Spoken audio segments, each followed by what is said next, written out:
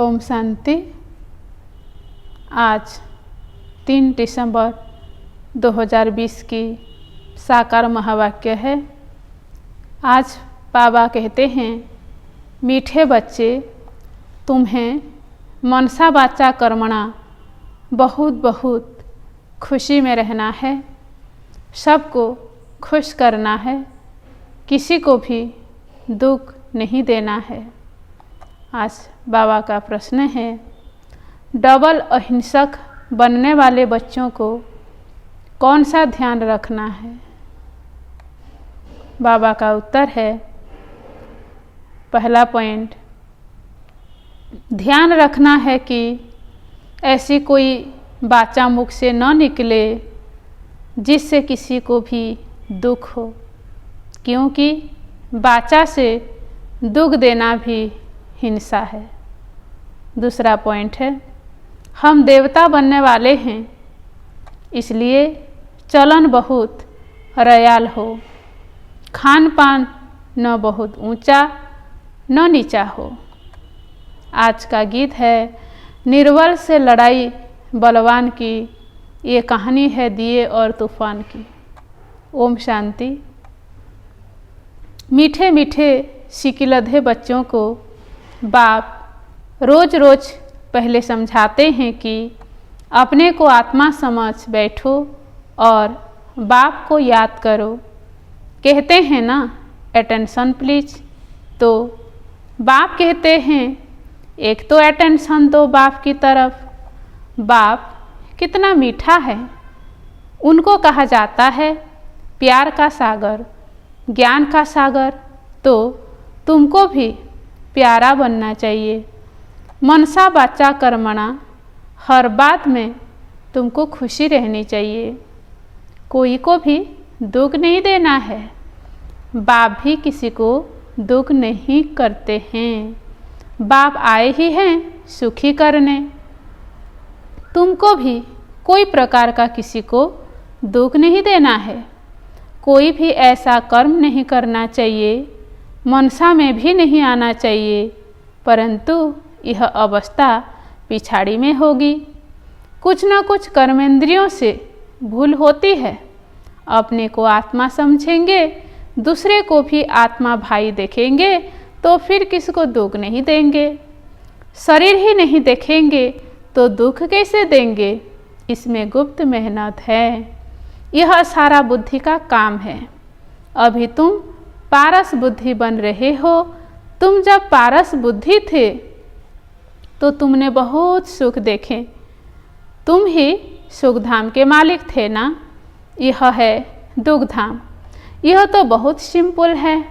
वह शांति धाम है, हमारा स्वीट होम। फिर वहाँ से पाठ बजाने आए हैं। दुख का पाठ बहुत समय बजाया है, अब सुख धाम में चलना है, इसलिए एक दो को भाई भाई समझना है।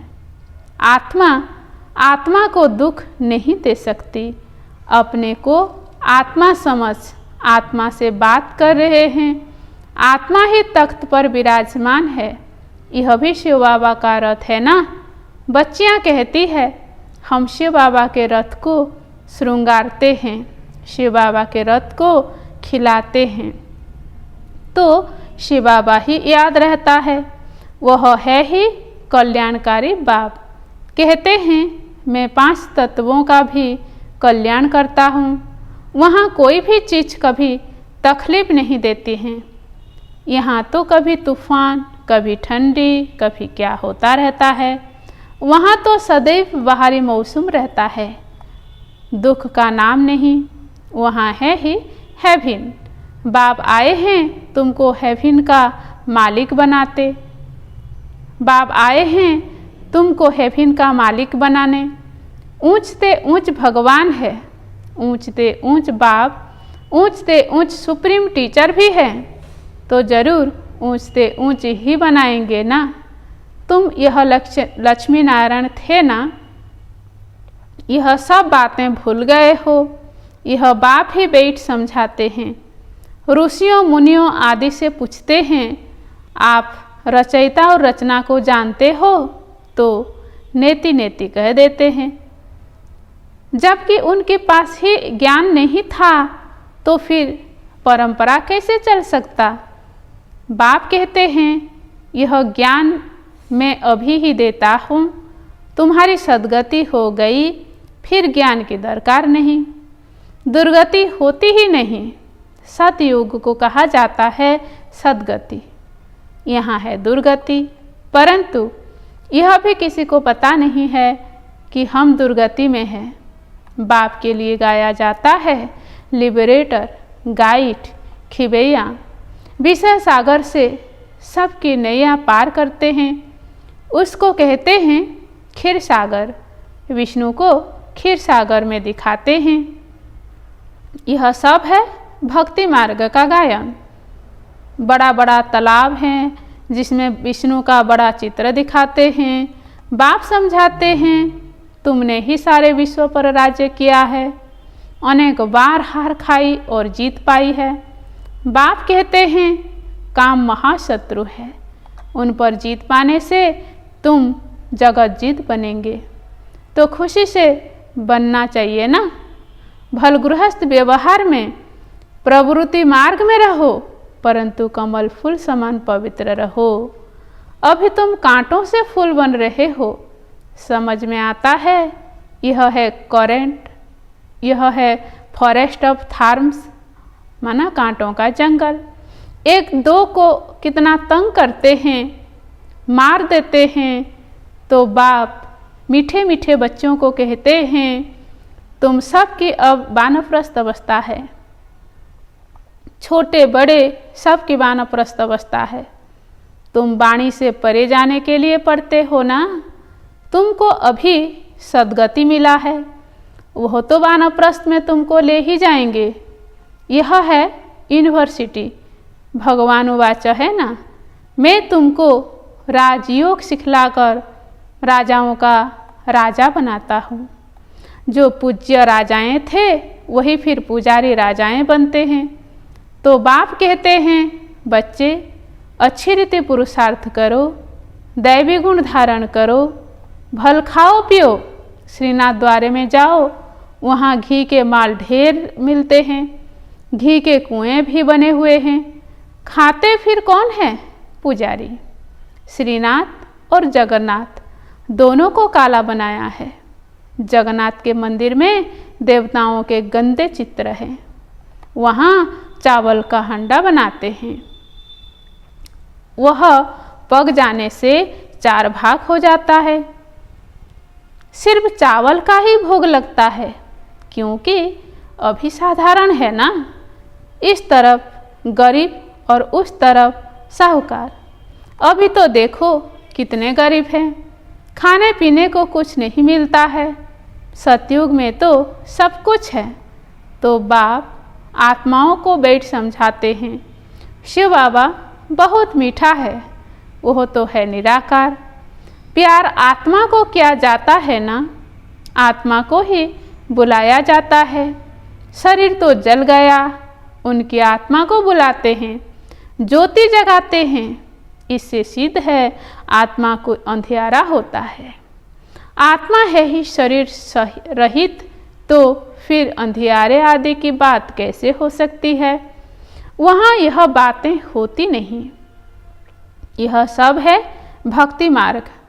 बाप कितना अच्छी रीति समझाते हैं। ज्ञान बहुत मीठा है, इसमें आंखें खोलकर सुनना होता है। इसमें आंखें खोलकर सुनना होता है। बाप को तो देखेंगे ना। तुम जानते हो शिव बाबा यहाँ विराजमान है, तो आंखें खोलकर बैठना चाहिए ना। बेहद के बाप को देखना चाहिए ना। आगे बच्चियाँ बाबा को देखने से ही ध्यान में चली जाती थी। आपस में भी बैठे बैठे ध्यान में चले जाते थे। आंखें बंद और दौड़ती रहती थी। कमाल तो थी ना। बाप समझाते रहते हैं, एक दो को देखते हो तो ऐसे समझो हम भाई माना आत्मा से बात करते हैं, भाई को समझाते हैं। तुम बेहद के बाप की राय नहीं मानेंगे? बाबा हम बच्चों को पूछ रहे हैं, तुम बेहद के बाप की राय नहीं मानेंगे? तुम यह अंतिम जन्म पवित्र बनेंगे तो पवित्र दुनिया के मालिक बनेंगे। बाबा बहुतों को समझाते हैं, कोई तो फट से कह देते हैं बाबा हम जरूर पवित्र बनेंगे। पवित्र रहना तो अच्छा है, कुमारी पवित्र है तो सब उनको माथा टेकते हैं, शादी करती है तो पुजारी बन पड़ती है, सबको माथा टेकना पड़ता है। तो प्यूरिटी अच्छी है ना? प्यूरिटी है तो पीस प्रॉस्पेरिटी है। सारा मदार पवित्रता पर है। बुलाते भी हैं, हे पतित पावन आओ। पावन दुनिया में रावण होता ही नहीं, वह है ही राम राज्य। अब खीरखंड रहते हैं, धर्म का राज्य है, फिर रावण कहाँ से आया? रामायण आदि कितना प्रेम से बैठ सुनाते हैं। यह सब है भक्ति।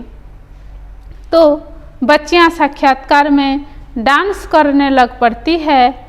सच की बेड़ी का तो गायन है, हिलेगी डुलेगी लेकिन डूबेगी नहीं। और कोई सत्संग में जाने की मना नहीं करते। यहाँ कितना रोकते हैं। बाप तुमको ज्ञान देते हैं, तुम बनते हो ब्रह्मा कुमार कुमारी।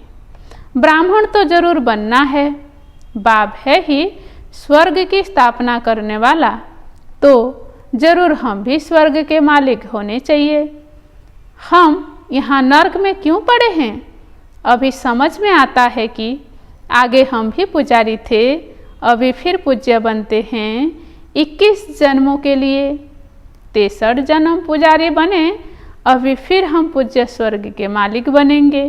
यह है नर से नारायण बनने की नॉलेज। भगवानुवाच मैं तुमको राजाओं का राजा बनाता हूँ। पतित राजाएं पावन राजाओं को नमन बंदन करते हैं। हर एक महाराजा के महलों में मंदिर जरूर होगा, वह भी राधे कृष्ण या लक्ष्मी नारायण का या राम सीता का। आजकल तो गणेश हनुमान आदि के भी मंदिर बनाते रहते हैं। भक्ति मार्ग में कितनी अंधश्रद्धा है। अभी तुम समझते हो, बरोबर हमने राजाई की, फिर वाम मार्ग में गिरते हैं। अब बाप समझाते हैं तुम्हारा यह अंतिम जन्म है। मीठे मीठे बच्चे, पहले तुम स्वर्ग में थे, फिर उतरते उतरते पट आकर पड़े हो। तुम कहेंगे हम बहुत ऊंच थे, फिर बाप हमको ऊंच चढ़ाते हैं। हम हर 5000 वर्ष बाद पढ़ते ही आते हैं। इसको कहा जाता है वर्ल्ड की हिस्ट्री ज्योग्राफी रिपीट।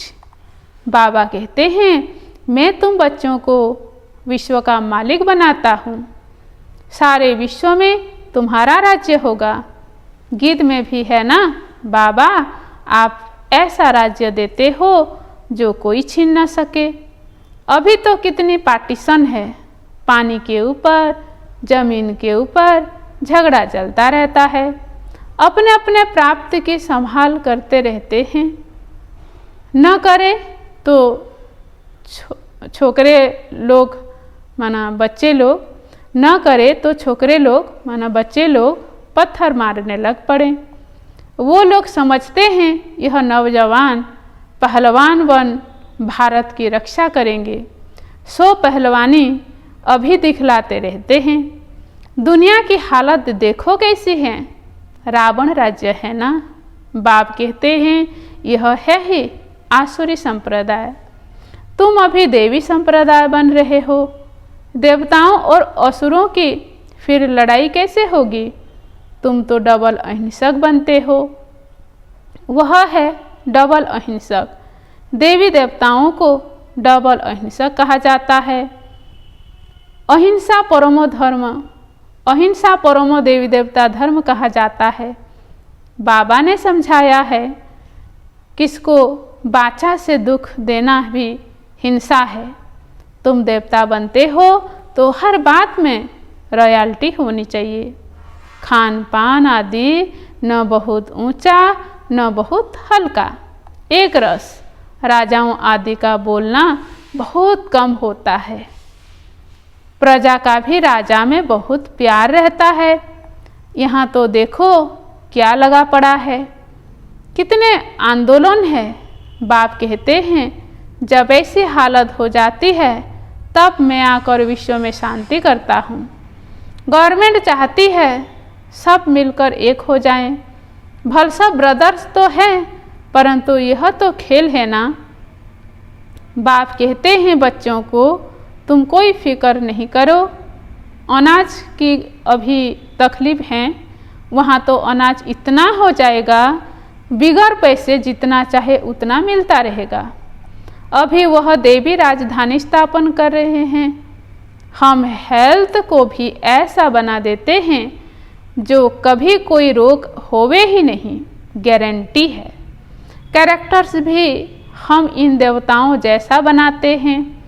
जैसा जैसा मिनिस्टर हो ऐसा उनको समझा सकते हैं। युक्ति से समझाना चाहिए। ओपिनियन में बहुत अच्छा लिखते हैं, परंतु अरे तुम भी तो समझो ना। तो कहते हैं फुर्सत नहीं। तुम बड़े लोग कुछ आवाज़ करेंगे तो गरीबों का भी भला होगा। बाप समझाते हैं अभी सबके सिर पर काला कपड़ा है। बाबा कहते हैं, बाप समझाते हैं अभी सबके सिर पर काल खड़ा है। आजकल करते करते काल खा जाएगा। तुम बहुत मज़ा भी आता। बाबा कहते हैं बच्चों को समझाने में बहुत मज़ा भी आता है। बाबा ने ही यह चित्र आदि बनवाए हैं। दादा को थोड़े ही यह ज्ञान था। तुमको वर्षा लौकिक और पारलौकिक बाप से मिलता है, अलौकिक बाप से वर्षा नहीं मिलता है। यह तो दलाल है, इनका वर्षा नहीं है। प्रजापिता ब्रह्मा को याद नहीं करना है। मेरे से तो तुमको कुछ भी नहीं मिलता है। मैं भी पढ़ता हूँ। वर्षा है ही एक हद का, दूसरा बेहद के बाप का। प्रजापिता ब्रह्मा क्या वर्षा देंगे? बाप कहते हैं माँ में कम याद करो। यह तो रथ है ना, रथ को तो याद नहीं करना है ना। ऊंचते ऊंच भगवान कहा जाता है। बाप आत्माओं को बैठ समझाते हैं आत्मा ही सब कुछ करती है ना। एक खाल छोड़ दूसरी लेती है। जैसे सर्प का मिसाल है।